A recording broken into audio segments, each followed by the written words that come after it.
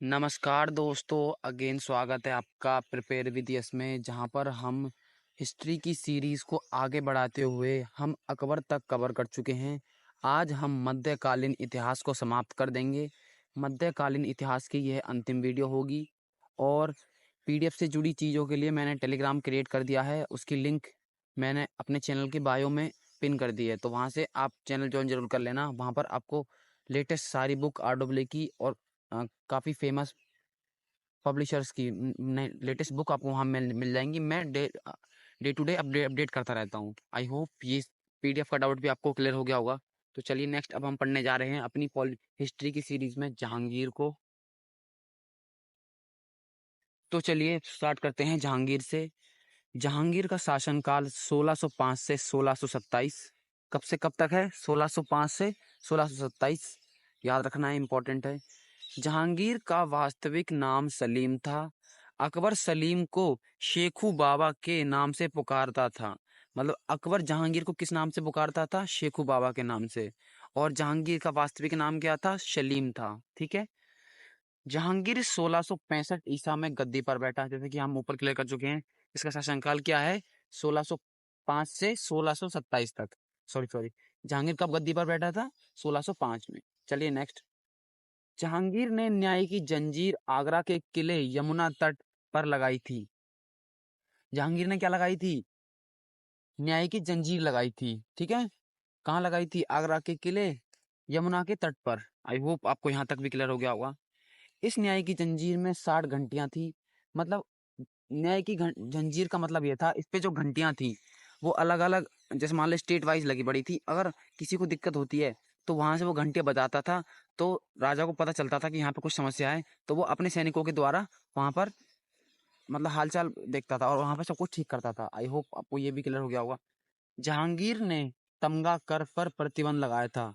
अच्छा, ये तमगा कर होता क्या है? ये विदेशी यात्रियों, जो विदेशी यात्री और जो सामान, मतलब कि व्यापार का जो सामान था इधर से लाना उधारना, उस पर ये टैक्स लगता था, तमगा कर। और ये गैर मुस्लिम पर लगता था। इट मीन्स मुस्लिमों पर नहीं लगता था।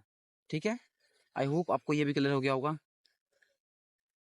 शाहजादा खुसरो ने 1665 ईसा में जहांगीर के विरुद्ध विद्रोह कर दिया। शाहजादा खुसरो कौन है? ये जहांगीर का बेटा है और 1606 में इसने जहांगीर के विरुद्ध विद्रोह कर दिया था। मतलब कि इसकी गद्दी पर बैठने के 1 साल बाद इसके बेटे ने इसके खिलाफ विद्रोह कर दिया था। आई होप आपको क्लियर हो गया होगा। ये गद्दी पर कब बैठा था? 1605 में। चलिए नेक्स्ट। नूरजहां मिर्जा गयास बेग की पुत्री थी। नूरजहां का वास्तविक नाम महरूम निशा था। ये है कौन? ये जहांगीर की पत्नी है। नूरजहां मिर्जा गयास बेग की पुत्री थी। ठीक है। और इसका वास्तविक नाम क्या है? महरूम निशा। एग्जाम में क्वेश्चन पूछा गया है कि महरूम निशा के नाम से किसको जाना जाता है, तो नूरजहां की, नूरजहां को माना गया। ठीक है। जहांगीर ने 1611 ईसा में नूरजहां से शादी कर ली तथा इसके पिता को एतमा उद्दौला की उपाधि दी थी। ग्यास बेग को किसकी उपाधि दे दी? एतमा उद्दौला की। और नूरजहां के पिता का नाम क्या था? ग्यास बेग। और इसको उपाधि किसने दी थी? जहांगीर ने। क्या उपाधि दी थी? एतमा उद्दौला की उपाधि दी थी। आई होप यहाँ तक की चीज आपको सारी क्लियर हो गई होंगी। चलिए नेक्स्ट। एतमा उद्दौला का मकबरा नूरजहां ने बनवाया, मतलब इसकी बेटी ने बनवाया। मुगल चित्रकला जहांगीर के समय चरम सीमा पर थी। मतलब कि सबसे सर्वाधिक जो चित्रकला होती थी वो किसके टाइम में होती थी? जहांगीर के टाइम में। एग्जाम में क्वेश्चन बना है। जहांगीर के दरबार में मुख्य चित्रकार मंसूर, अब्दुल हसन, विशन दास। कौन कौन है? मंसूर, अब्दुल हसन और विशन दास। मंसूर, अब्दुल हसन और विशन दास। ठीक है। उस्ताद मंसूर पक्षी विशेषज्ञ चित्रकार थे। मतलब कि पक्षियों की अच्छी खासी डिजाइन बनाते थे। मतलब कि पक्षियों में एक विशेषज्ञ थे, पक्षियों की डिजाइन में। ठीक है। जहांगीर की मृत्यु 1627 में, जो कि हम पहले ही क्लियर कर चुके हैं, में हुई थी। जहांगीर पर सबसे अधिक प्रभाव अब्दुल रहीम खाने खाना का हुआ। किसका हुआ था? अब्दुल रहीम खाने खाना का हुआ था। और ये किसका पुत्र था? ये बैरम खां का पुत्र था। आई होप आपको क्लियर हो गया होगा। चलिए नेक्स्ट। अब हम पढ़ने जा रहे हैं शाहजहां को। शाहजहां जो कि 1628 से 1658 तक रहा। शाहजहां 1628 ईसा में गद्दी पर बैठा। गद्दी पर कब बैठा था? 1628 में। शाहजहां के बचपन का नाम खुर्रम था। इसका बचपन का नाम जरूर याद रखना, क्या था? खुर्रम था। शाहजहां का विवाह अर्जु अर्जुना मंद बानो बेगम से हुआ था। अर्जुना मंद बानो बेगम से हुआ था, और जिसको मुमताज महल के नाम से जाना जाता है। किस नाम से जाना जाता है? मुमताज महल के नाम से जाना जाता है। मुमताज महल आसफ खां की पुत्री थी। जो शाहजहां की पत्नी थी वो किसकी पुत्री थी?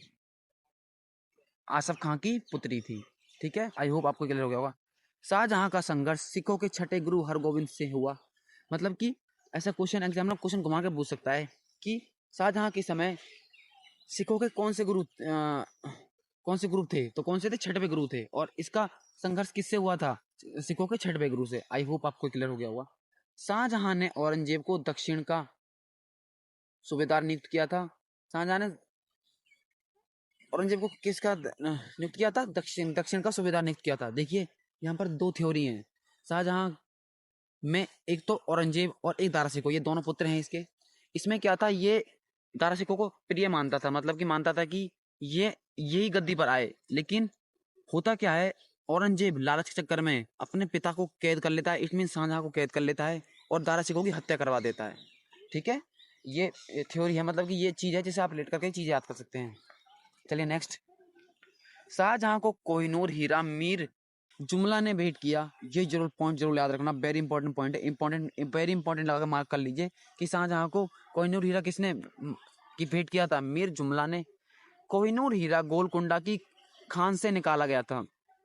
देखिए गोलकुंडा की जो खान है वहां पर उस समय ये हीरो के लिए प्रचलित थी।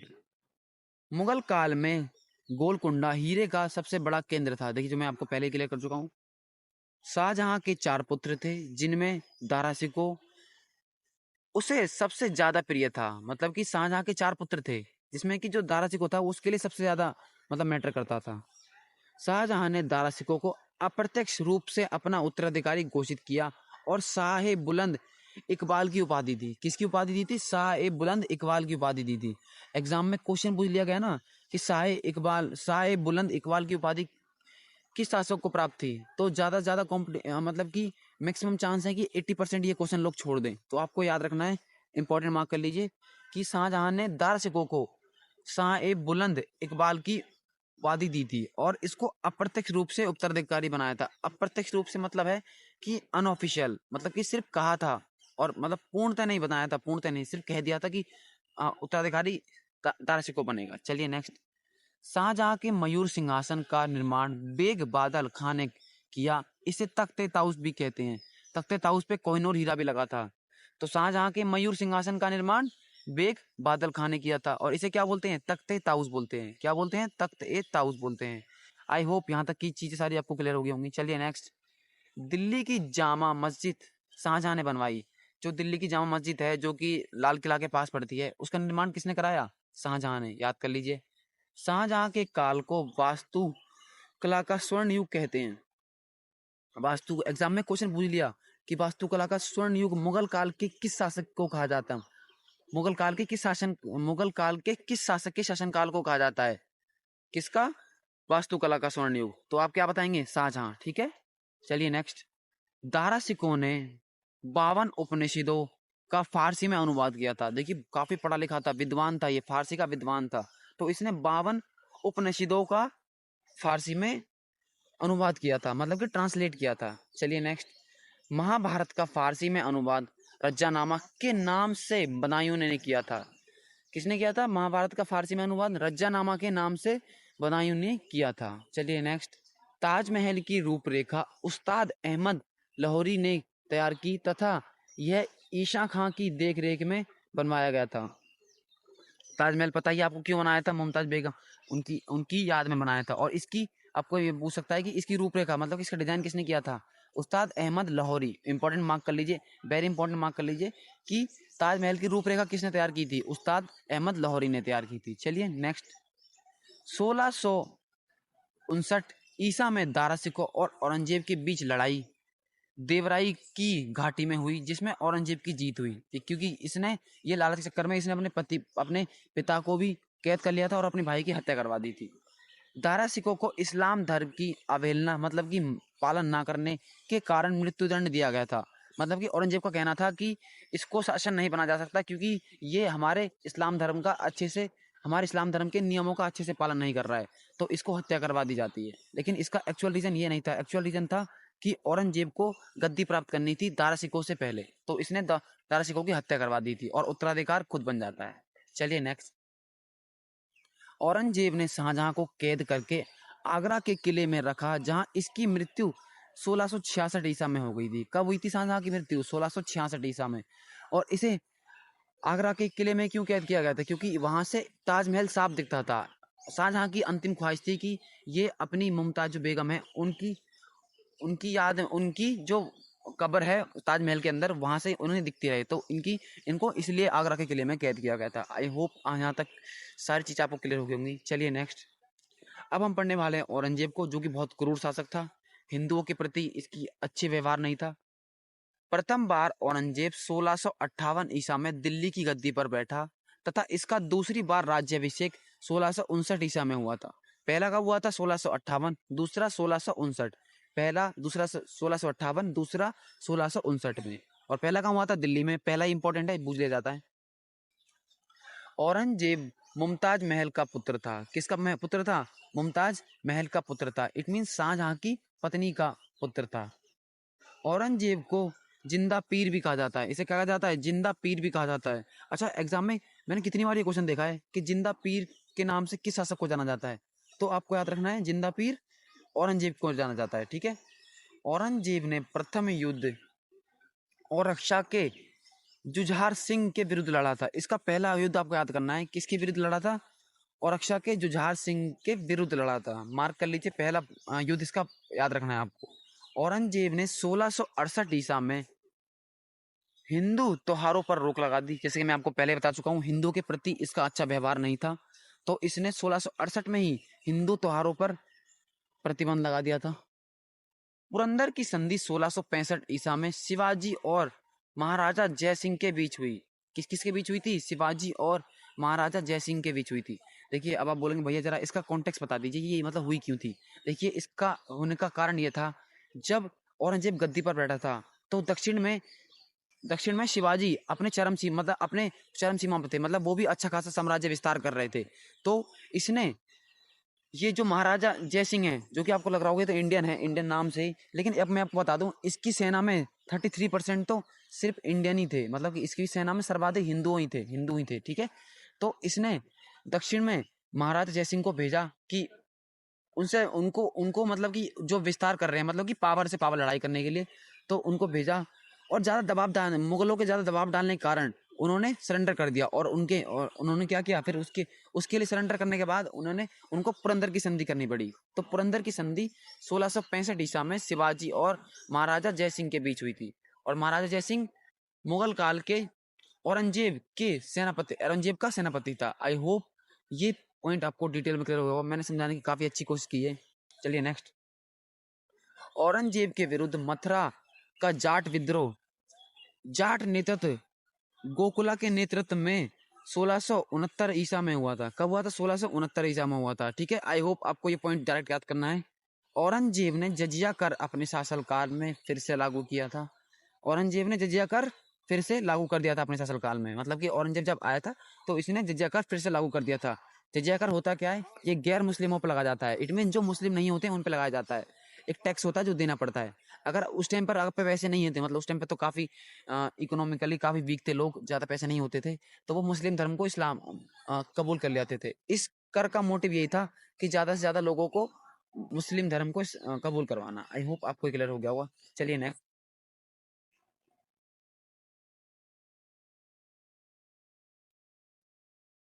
औरंगजेब के दरबार में हिंदू मनसबदार सर्वाधिक थे। मनसबदार क्या होते हैं? जो घोड़ों की रक्षा करते हैं। तो औरंगजेब के दरबार में हिंदू मनसबदार सर्वाधिक थे। तो ये पॉइंट आपको क्लियर हो गया होगा। चलिए नेक्स्ट। बनारस के विश्वविद्यालय, विश्वनाथ मंदिर तथा मथुरा के केशव देव मंदिर को औरंगजेब ने 1669 में तुड़वा दिया था। देखिए, मैं आपको पहले क्लियर कर चुका हूँ, ये हिंदुओं के काफी खिलाफ था। तो इसने क्या किया था? बनारस के विश्वनाथ मंदिर और मथुरा के केशव देव मंदिर को तोड़वा दिया था। कब? 1669 में। आई होप आपको ये पॉइंट क्लियर होगा, मार्क कर लीजिए, एग्जाम में क्वेश्चन पूछ सकता है। इस्लाम धर्म स्वीकार ना करने के कारण सिखों के 9वें गुरु तेग बहादुर की हत्या औरंगजेब ने करवा दी। देखिए कितना क्रूर था इस्लाम धर्म को लेके, जजिया कर भी लागू किया।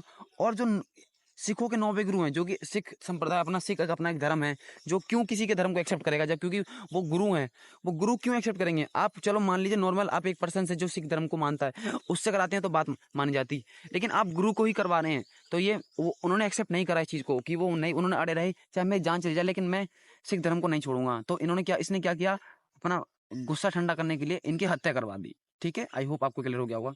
औरंगजेब की मृत्यु 1707 में हुई थी। कब हुई थी? 1707 में हुई थी। देखिए ये मुगल काल के कुछ मोटे मोटे शासनकाल थे, शासक थे, जिनसे एग्जामिनर क्वेश्चन रिपीट करता है, काफी बार रिपीट करता है। इनको पढ़ लीजिए, काफी है, इनफ है। अब हम मुगल काल से जुड़ी कुछ इंपॉर्टेंट बातें जान लेते हैं एक बार। मुगल काल की राजभाषा फारसी थी। एग्जाम में क्वेश्चन पूछ लिए कि मुगल काल की भाषा कौन सी थी, तो आप बोलेंगे फारसी थी।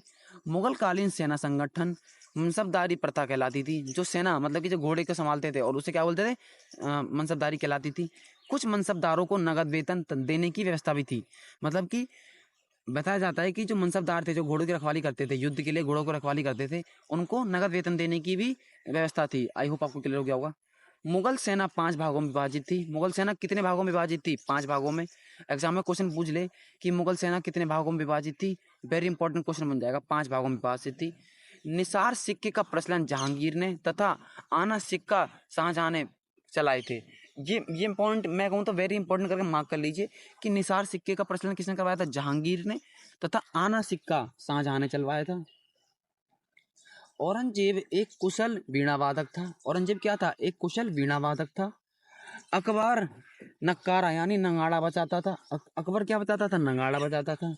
मुगल साम्राज्य का प्रथम कठपुतली शासक जहांगीर शाह था। मतलब कि बहुत वीक था, मतलब कठपुतली, मतलब इसको शासन इसे करना था लेकिन शासन इसके द्वारा कई लोगों ने कर लिया था। तो मुगल काल का कठपुतली शासक कौन था? जहांगीर शाह था। जहांगीर शाह को लंपट मूर्ख भी कहते हैं, इसे लंपट मूर्ख भी कहा जाता है। मुगल शासक मोहम्मद शाह को रंगीला बादशाह भी कहा जाता है। एग्जाम में क्वेश्चन पूछ जाता है मोहम्मद शाह रंगीला किस मुगल काल शासक को माना जाता है? तो जहांगीर शाह को माना जाता है। मुगल शासक मोहम्मद शाह रंगीला। नेक्स्ट पढ़ते हैं हम। फर्रुखशियर की हत्या संयत बंधुओं ने की थी। फर्रुखशियर इसको बीमारी हो जाती है, जो बाहर से ईस्ट इंडिया कंपनी के कुछ डॉक्टर आते हैं, इसको ठीक करते हैं। ये भी तो आपको याद रखना है, सिर्फ फर्रुखशियर की हत्या किसने की थी? संयत बंधुओं ने की थी। संयत बंधुओं को भारतीय इतिहास का नृप निर्माता कहा जाता है। क्या कहा जाता है? नृप निर्माता कहा जाता है। संयत बंधुओं को ज़्यादा आपको डिटेल में पढ़ने की जरूरत नहीं है, आपको इतना जितने इस बुक में दिया है इतना पढ़ लीजिए कि संयत बंधुओं को भारतीय इतिहास का नृप निर्माता कहा जाता है। नादिर शाह ने भारत पर आक्रमण 1739 ईसा में किया तथा यह अपने साथ मयूर सिंहासन ले गया। देखिए जो शाहजहां का मयूर सिंहासन था जिसमें कोहिनूर हीरा भी था, उसको ले कौन जाता है? नादिर शाह। और इसने आक्रमण कब किया था? 1739 में। ठीक है, आई होप आपको क्लियर हो गया होगा। और मयूर सिंहासन को अपने साथ ले जाता है। अंतिम मुगल सम्राट बहादुर शाह जफर द्वितीय था, जिन्होंने अंग्रेजों ने इनको निर्वासित करके रंगून भेज दिया, जहां 1862 ईसा में इनकी हत्या हो जाती है। अंतिम मुगल सम्राट कौन था? बहादुर शाह जफर द्वितीय था, जिसको कि 1857 की क्रांति में इनकी हेल्प लेने के लिए, विद्रोह में हेल्प लेने के लिए मतलब शासक नियुक्त किया जाता है। आई होप आपको क्लियर होगी ये चीज़। हम आगे जब पढ़ेंगे आगे अच्छे से डिटेल में क्लियर करेंगे। देखिए मुगल काल आपका अच्छे से एकदम क्लियर हो गया है, पॉइंट टू पॉइंट मैंने सारी चीज़ें आपको क्लियर कर दी हैं। अब हम नेक्स्ट पढ़ने जा रहे हैं मराठा वंश को। हम धीरे धीरे सब चीज़ों को कवर कर रहे हैं। नेक्स्ट हम पढ़ने जा रहे हैं मराठा वंश को, मराठा साम्राज्य को। शिवाजी का जन्म 1627 ईसा में शिवनेर के किले में हुआ। कहाँ हुआ था जन्म? शिवनेर के किले में। कब हुआ था? 1627 ईसा में। कुछ स्रोतों के अनुसार 1630 भी है, कुछ स्रोतों के अनुसार 1630 भी है, लेकिन आपको मान्य रखना है 1627 वाला। ठीक है। शिवाजी के पिता का नाम शाहजी भोसले और माता का नाम जीजाबाई था। माता का नाम जीजाबाई, पिता का नाम शाहजी भोसले। देखिए जब आप किसी वंश को स्टार्ट करते हैं या किसी वंश के स्टार्ट करते हैं, संस्थापक रहता है, उससे जुड़ी आपको सारी बातें याद रखनी होंगी, उससे जुड़ी सारी बातें आपके माइंड में होनी चाहिए। तो इट मीन्स जब हम किसी वंश को स्टार्ट करते हैं, उसका जो पहले शासक रहता है उससे ज़्यादा चांस रहते हैं, 80% चांस तो वही रहते हैं कि उससे क्वेश्चन पूछ जाएगा। हाँ, लेकिन अगर उससे भी ज़्यादा कोई इंपॉर्टेंट उसने शासक रहा है, जो उसने महत्वपूर्ण योगदान दिया है, तो उसको भी पढ़ना इंपॉर्टेंट है। तो चलिए नेक्स्ट हम पढ़ते हैं। शिवाजी पर सर्वाधिक प्रभाव गुरु दादाजी कोंडदेव का था। उसके गुरु कौन थे? दादाजी कोंडदेव। तथा दादाजी कोंडदेव शिवाजी के संरक्षक भी थे। मतलब गुरु कौन थे? दादाजी कोंडदेव। संरक्षक दादाजी कोंडदेव। संरक्षक क्या होते हैं? जो इनको बचपन में ही युद्ध करना, कलाएं, लड़ाई की कलाएं और रणनीतियां जो सिखाते हैं। और उनके गुरु कौन थे? दादाजी कोंडदेव। और संरक्षक कोंडदेव थे। और शिवाजी के आध्यात्मिक गुरु, जो मतलब कि पढ़ाया करते थे, पढ़ाने वाले गुरु कौन थे? जो मतलब कि इनको खगोल या फिर ज्योतिष, जो ऐसी चीजें, जो सब सब्जेक्ट्स हैं, उनको पढ़ाने कौन थे? रामदास थे। कौन थे? रामदास थे। गुरु रामदास ने दास बोध तथा आनंद वन भवन नामक पुस्तक लिखी है। गुरु रामदास ने, ये वेरी इंपॉर्टेंट पॉइंट बन जाता है कि गुरु रामदास द्वारा लिखी गई पुस्तक दास बोध तथा आनंद वन भवन नामक पुस्तक लिखी है। आई होप आपको क्लियर हो गया होगा। चलिए नेक्स्ट अब हम पढ़ लेते हैं। शिवाजी ने सबसे पहले 1646 ईसा में तोरण के किले पर अधिकार लिया। कहाँ लिया था अधिकार? तोरण के किले पे 1646 ईसा में।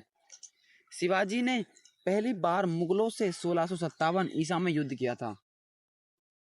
देखिए, इसने 1657 ईसा में मुगलों से पहली बार युद्ध किया था। एग्जाम में क्वेश्चन पूछ लिया जाए कि जो शिवाजी थे उन्होंने मुगलों के खिलाफ युद्ध कब किया था, तो 1657 ईसा में युद्ध किया था। शिवाजी ने 1659 ईसा में सलाहर के युद्ध में मुगलों को पराजित किया था। सबसे पहले शिवाजी ने मुगलों को पराजित कब किया था? 1659 ईसा में। शिवाजी के मंत्रिमंडल को अष्टप्रधान भी कहा जाता था। मतलब कि जो इसके मंत्रिमंडल थे, फाइनेंस मिनिस्टर या सेनापति, जो सेना को देखता था, उसका मिनिस्टर, उसमें अष्टप्रधान थे। मतलब 8 लोगों से बना था वो, ठीक है। और अष्टदिग्गज जो भी हम पहले पढ़ चुके थे, अष्टदिग्गज का अष्टप्रधान तो हो गया जो शिवाजी की सेना के मंत्री थे। और अष्टदिग्गज क्या होता है? जो कृष्णदेव के राह में दरबार रहते थे, जो कि तमिल भाषा के दिग्गज थे, मतलब तमिल भाषा के ज्ञातज्ञ थे, ठीक है। आई होप आपको क्लियर हो गया होगा कि अष्टदिग्गज और अष्टप्रधान में अंतर क्या है। अष्टप्रधान के अंतर्गत सबसे महत्वपूर्ण पद पेशवा था। देखिए, पेशवा एक ऐसा पद था जो कि प्रधानमंत्री कहलाता था। मतलब कि शासक के बाद जो इंपॉर्टेंट पावर थी वो किसके पास थी? पेशवा के पास थी। वो प्रधानमंत्री के टाइप में काम करता था, को प्रधानमंत्री भी कहा जाता था। एवं अमात्य वित्त मंत्री को कहा जाता। वित्त मंत्री को क्या कहा जाता? अमात्य, जो कि पैसों का लेखा जोखा करता था। आई होप आपको यहाँ तक की सारी क्लैरिटी होंगी। मराठा साम्राज्य की राजभाषा मराठी थी, जो कि आपको पढ़ते याद होगी क्योंकि रिलेट कर रहा है। मराठा साम्राज्य की राजभाषा क्या थी? मराठी थी। चौथ तथा सरदेशमुखी शिवाजी द्वारा लगाए जाने वाले कर थे। देखिए, शिवाजी द्वारा 2 कर लगाए गए थे, चौथ कर तथा सरदेशमुखी कर। आपको याद रखना है, डायरेक्ट याद रखना है कि शिवाजी द्वारा कौन कौन से कर लगाए गए थे? चौथ तथा सरदेशमुखी कर। आई होप आपको क्लियर हो गया होगा। चलिए नेक्स्ट।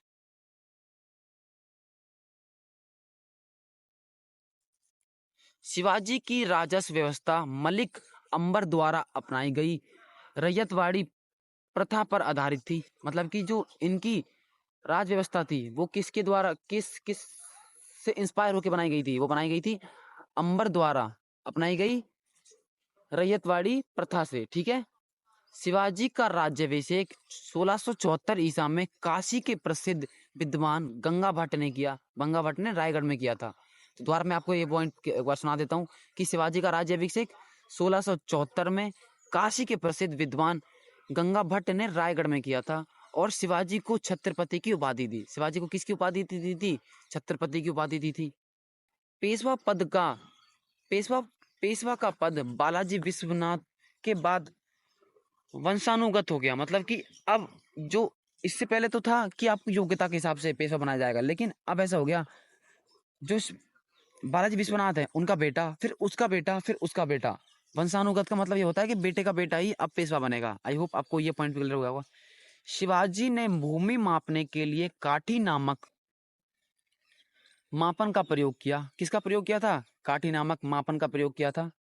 शिवाजी की मृत्यु 1680 ईसा में हुई थी। कब हुई थी? 1680 ईसा में हो गई थी। शिवाजी के उत्तराधिकारी संभाजी हुए। कौन हुए थे? संभाजी हुए थे, जो कि शिवाजी के बाद गद्दी पे आते हैं। संभाजी ने औरंगजेब के विद्रोही पुत्र मोहम्मद अकबर को शरण दी थी। मतलब कि जो औरंगजेब विद्रोह कर रहा था मोहम्मद अकबर के ऊपर, तो उसको शरण किसने दी थी? संभाजी ने दी थी। आई होप आपको क्लियर हो गया होगा। संभाजी को औरंगजेब द्वारा बहादुरगढ़ में मार दिया गया और संभाजी की मृत्यु के बाद उनका भाई राजा राम बना। मतलब अब गद्दी पे कौन आ गया? राजा राम। और ये कौन सा शासक आ गया? तीसरा शासक गद्दी पे आ गया। 1700 ईसा में राजा राम की मृत्यु के बाद उसकी विधवा पत्नी ताराबाई ने अपने 4 वर्षीय पुत्र को शिवाजी द्वितीय के नाम से गद्दी पर बैठाया और ताराबाई ने मुगलों से संघर्ष जारी रखा। मतलब कि गद्दी पर बैठाया कि वास्तविक शासक शिवाजी द्वितीय है, लेकिन शासन खुद ने किया। मतलब कि बेटे के जरिए शासन खुद ने किया, संघर्ष खुद ने किया। आई होप आपको क्लियर हो गया होगा। 1713 ईसा में बालाजी विश्वनाथ प्रधानमंत्री बने। कौन बना थे 1713 ईसा में? बालाजी विश्वनाथ प्रधानमंत्री बने। बालाजी राव प्रथम शिवाजी के बाद गुरिल्ला युद्ध का सबसे बड़ा प्रतिपादन बने, जिन्होंने आंखों से देखा। प्रतिपादन क्या होता है? जिन्होंने आंखों से देखा। विश्व ठीक है, आई होप आपको क्लियर हो गया होगा।